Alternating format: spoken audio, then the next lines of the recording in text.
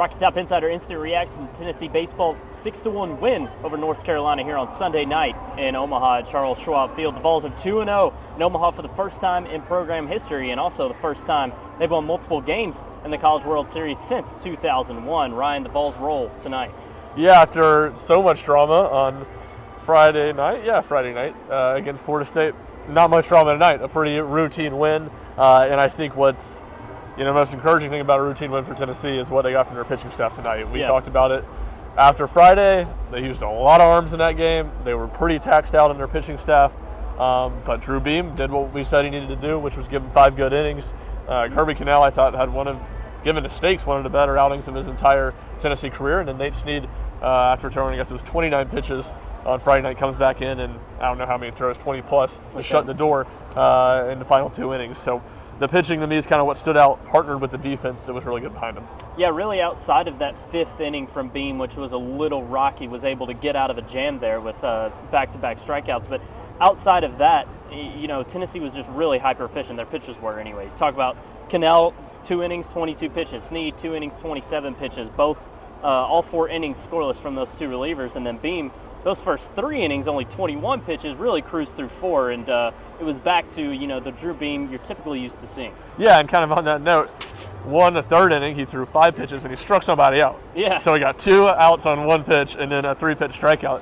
And then of his Beam's first 28 pitches, 26 of them were strikes. So he was completely in the zone, and that was obviously kind of the scouting report on North Carolina starter tonight, and not that he offered a bunch of walks, but it was a lot of deep at bats. It kind of felt like Drew Beam flipped the script and was just in the zone a ton, and it was really good. And the fifth inning felt like the big moment, because that's kind of been 4th, 5th innings when things have gotten away from him in his past few starts, to get out of that jam. And he kind of felt like he needed to do it how he did it. Run around 1st and 2nd, 8 and 9 guy up before flipping the lineup to Honeycutt. Obviously, Honeycutt comes up in the top of the 6th inning, gets a home run. It felt like Beam really needs to get these next 2 guys out, or at least get out of the inning in these next 2 at-bats, and that's what he did. And, kind of from there, really from getting out of the 6th inning jam, Tennessee kind of cruised. It didn't feel like North Carolina pushed him any after that. Yeah, and it felt like Beam could have been done after 5, does come back out in the 6th, and doesn't get an out in the 6th, is relieved by Kirby. But, yeah, Beam was solid tonight. Tennessee needed that. They got it. Big storyline from tonight is Hunter Ensley made one of the best plays of Tennessee season, arguably the best, sprinting towards the back wall to catch what would have been maybe a triple there in the 2nd inning, but crashed into the wall. Got back up, pounded his chest, thought he was going to be fine. Trainer Jeff Wood did kind of take him back into the tunnel, but Ensley came back out, played defense, had another AB, but then ultimately got replaced in the game by Colby Backus, who played the rest of the game in center. Now Hunter Ensley's status a little up in the air.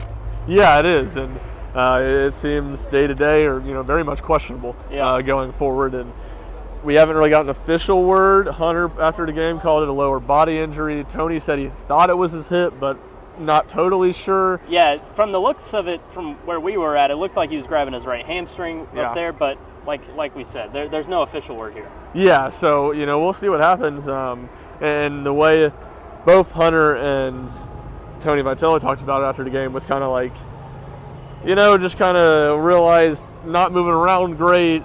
The way Beam's pitching, got a lead. You need someone out there who can move around well in center field. So that's why they decided to go away from him. That's where, again, with both the pitching and with Hunter Ensley now, Tennessee winning this game is big. They got 2 days off before they play again on Wednesday. If they take care of business on Wednesday, they'll have Thursday and Friday off before the final series. So in an event that's a long event, and you often think about playing a lot of games in pretty close proximity, Tennessee could have a lot of off time this week, and that could be important as Tennessee looks to get Hunter Ensley back to full health. Before we talk one last big picture topic, Kavaris Tears stays hot at the plate tonight, has the 3-run homer, has the RBI double late to kind of put the stamp on the win tonight, the nail in the coffin, if you will.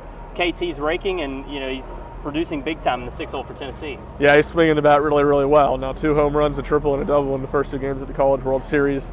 It was very much a stalemate, and when he hit that 3-run home run, 4th inning. 4th inning, yep, and 2 outs, 2-0 count, but 2 outs, just a changeup that floated right over the plate, and he punished it. So he's, it's been big, and not that he's still been good the last month of the season, but maybe not as well as he hit earlier in the season. So for him to be hitting both with the power and just kind of the consistency of some big hits that he's had here these first 2 games. I think it's a good sign, and an even bigger sign if Hunter Ensley is down and out for a couple games, and you kind of wonder a bit more about that back half in Tennessee's lineup. Having KT in that top half be as dangerous as it can possibly be will obviously matter all the more.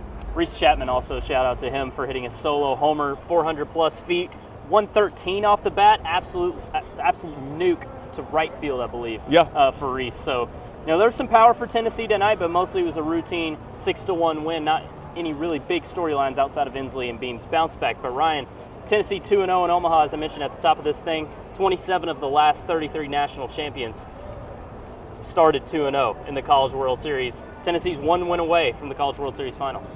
Yeah, and it feels like they're in a great spot. It's obviously, you just look at it going into this game. We talk so much about how important the first game is, and obviously it is. But you just think about, you write this week or going into this game about what the difference in a win and a loss is. It's all right. You get 2 days off, and you got 2 cracks to win 1 game, as opposed to you got to win 3 games in 3 days.